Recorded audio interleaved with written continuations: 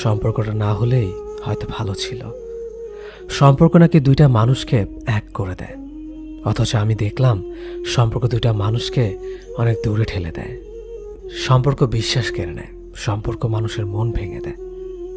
কথার সূত্রটা যখন পরিচয় সীমাবদ্ধ থাকে, তখন একজনের প্রতি আরেকজনের আকর্ষণ যেন বাড়তেই থাকে।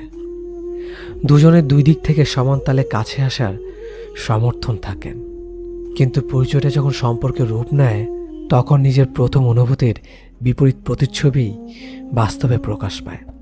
আমি বলেছিলাম আমাকে শুধু ভালোই বেসো, কিন্তু সে আমাকে সম্পর্কে জড়াতে বলেছে। আর এই সম্পর্কই আমাদের মাঝে এত কাছে থেকেও কতটা দূরত্ব বাড়িয়েছে। সে আমাকে ভালোবাসে ঠিকই, তবে অনুভূতিতে নয়, বর্ণাক্ষরে। সে আমাকে জড়িয়ে ধরে বারবার ভালোবাসি বলেছে। যখন চলে আসতাম তখন ভুল করেও একটা বারও ফিরে তাকায়নি। মাঝে মাঝে আমি অভিযোগ করে বসতাম।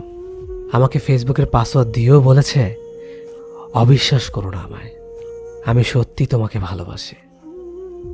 মানুষ বলে সব জানা সত্যি হয় না, বা সব দেখা কখনো বাস্তব হয় না। আসলে আমি পাসওয়ার্ড পেলেও ইনবক্সে কোনো মেসেজ পাইনি। আর সেই তাকেই আমি সম্পর্কের নাম করে আমার জীবনে প্রেমিকা হিসেবে পেয়েছিলাম।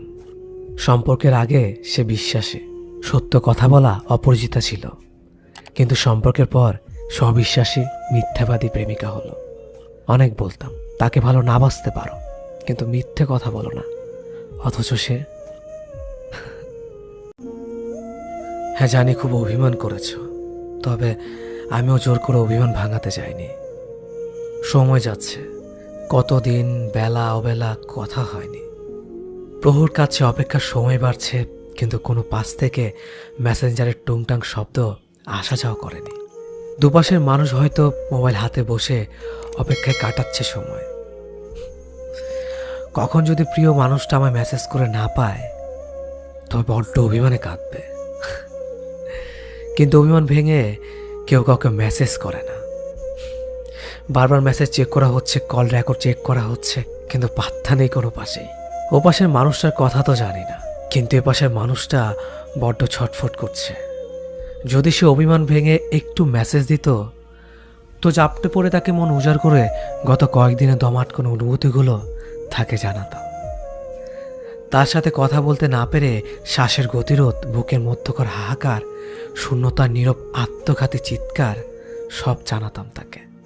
তার করা পূর্ণ মেসেজ পড়ে কখনো হো হো করে হেসে ওঠা, কখনো বা নীরবে কান্না লুকানো, সব বলতাম। শুনবে তো তুমি, নাকি অভিমান করে হ্যাঁ ওকে করে পাশ কাটিয়ে চলে যাবে? দেখো, হাত বাড়ালেই তোমাকে ছোঁয়া যায় না, কিন্তু মন দিয়ে অনুভব এতটা কাছে যে যতটা কাছে চাঁদ তারারাও থাকে না। বুঝো একটুখানি আমার না বলা অনুভূতি, একটু অনুভব করো কতটা অনুভবে মিশে তুমি। আমি না হয় বড্ড কঠিন, সহজ সাধারণভাবে বলে উঠতে পারি না, কিন্তু তুমি তো তা একটু অনুভব করে নিতে পারো। আমার না বলা কথাগুলো, আমার হাজারো কথা ভিড়ে ছিল। তুমি হয়তো অনুভব করতে চাওনি বা অনুভব করনি। আমি নয় সর্বদা সামনেই বলে দিই। কি করব, পিঠ পিছে ছোড়া মারা আসে না আমার ভাষায় সহজ সাবলীনভাবেই ব্যক্ত করেছিলাম তোমার প্রতি আমার অসীম ভালোবাসা। হয়তো মুখে বলা হয়নি, কিন্তু তুমি তো অনুভব করনি। তুমি আমার না বলা অসীম ভালোবাসায় একটা সবহেলা খুঁজে পেয়েছিলে বলেই কি এতটা অভিমান? একদিন দেখবে তোমার সব অভিমান পড়ে রয়েছে, কিন্তু যার ওপর অভিমান সেই মানুষটাকে আর ফিরে পাবে না। অভিমান ভেঙে ভালোবাসি বলার জন্য হন্যে হয়ে খুঁজে বেড়াবে, কিন্তু পাবে না। আমি বারবার বলি, চাওয়া পাওয়ার ঊর্ধ্বে গিয়ে জন্মায় ভালোবাসা। ভালোবাসলে পূর্ণতা পেতে হবে এমন কোনো সংজ্ঞা আমার জানা নেই। যদি সব ভালোবাসা পূর্ণতার ছাপ লেগে যেত, তবে আগ্রা 100 বছর ধরে দাঁড়িয়ে থাকতো না তাজমহল, কিংবা লেখা হতো না লাইলি মজনুর সেই কালজয়ী উপন্যাস। আসলে ভালোবাসা হলো এক পূর্ণতায় ডুবে থাকা অপূর্ণতার খেলা। কয়টা ভালোবাসা পূর্ণতা বাসা বেঁধেছে কালজয়ী হলে? বাদলো সেই সংখ্যা হাতে গোনা খুবই সামান্য।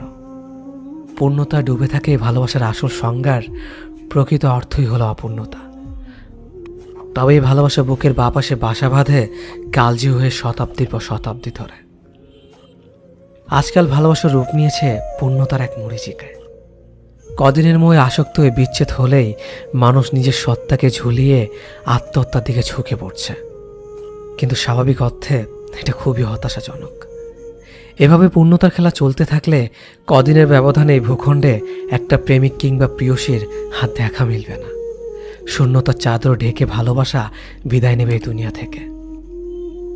আমরা একের পর এক আঘাত পেয়েও আঁকড়ে ধরি ভালোবাসা, অথচ ভালোবাসা আঘাত পাওয়ার পরেই হারিয়ে যায় বাস্তবতা থেকে। উদাসী হয়ে পড়ি নিজের থেকে, নিজের জীবন থেকে। রঙিন স্বপ্নে জীবন রাঙিয়ে রুক্ষ বাস্তবতাকেই ভুলে যায়। প্রিয়সী যে তোমার কপালে নেই, সে তোমার বুকের বাঁ পাশে বাসা বেঁধেও কোনো লাভ নেই। দিন শেষে তোমায় মাথা নত করে মানতে হবে এই বাস্তবতার কঠিন নিয়তিকে। প্রেম ভালোবাসা বারে বারে আসবে জীবনে, পাত্রভেদে পরিস্থিতি বুঝে। তাই এই ভালোবাসা জড়িয়ে সত্তাকে মুক্তি দেওয়ার আধিক্যতা না করাই ভালো। তুমি শতাব্দীর নামে হারিয়ে গিয়েছ মোহে আসক্ত হয়ে। তোমার সত্তাকে মুক্তি দিয়ে তুমি অপবাদে রাঙিয়ে তুলেছ ভালোবাসাকে।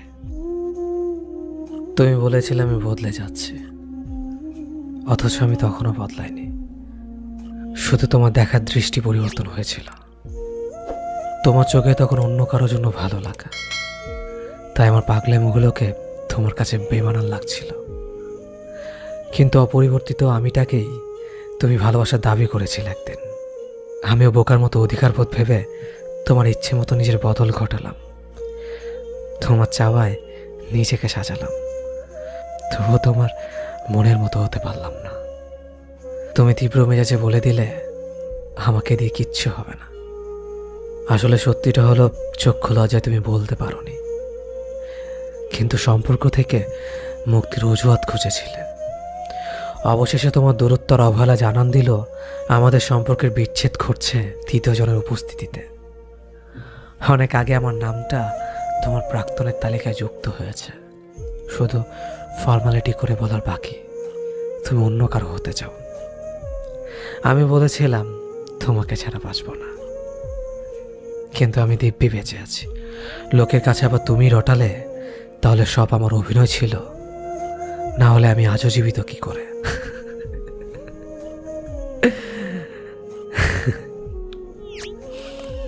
জানার প্রয়োজন বোধ করনি।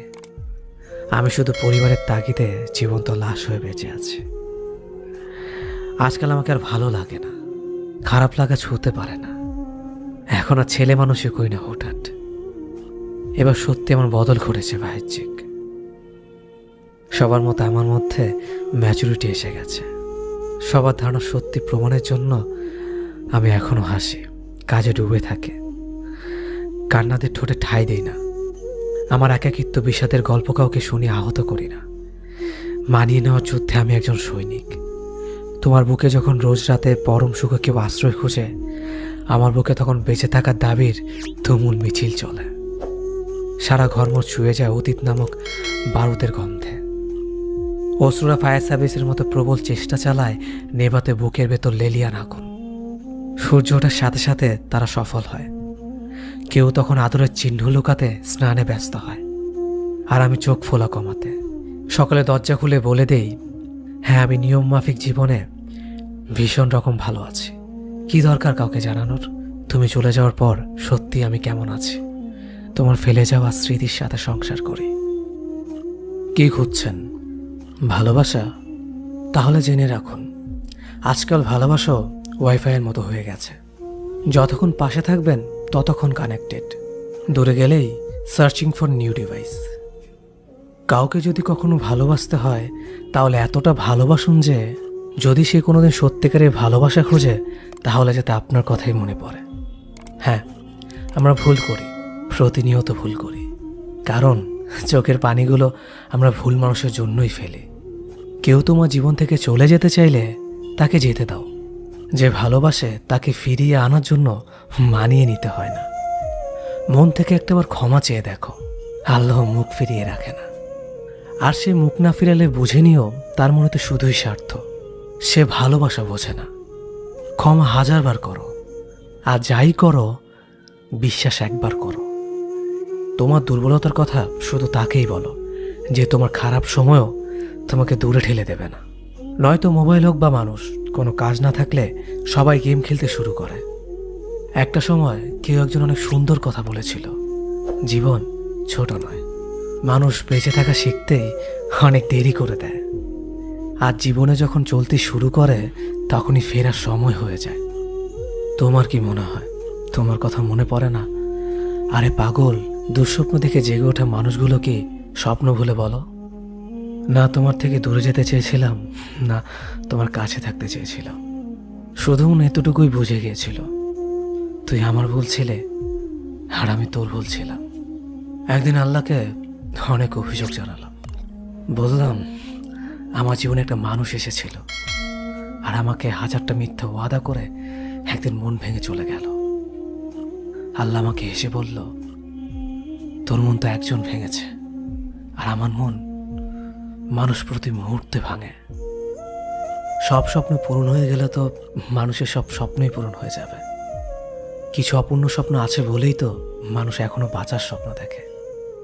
কেউ একজন আমাকে বলেছিল, স্বপ্ন তো তাদের পূরণ হয় না যারা অনেক বড় বড় স্বপ্ন দেখে, স্বপ্ন তো তাদেরই পূরণ হয় যারা স্বপ্ন পূরণ করতে হবে এই জেদ নিয়ে এগিয়ে চলে।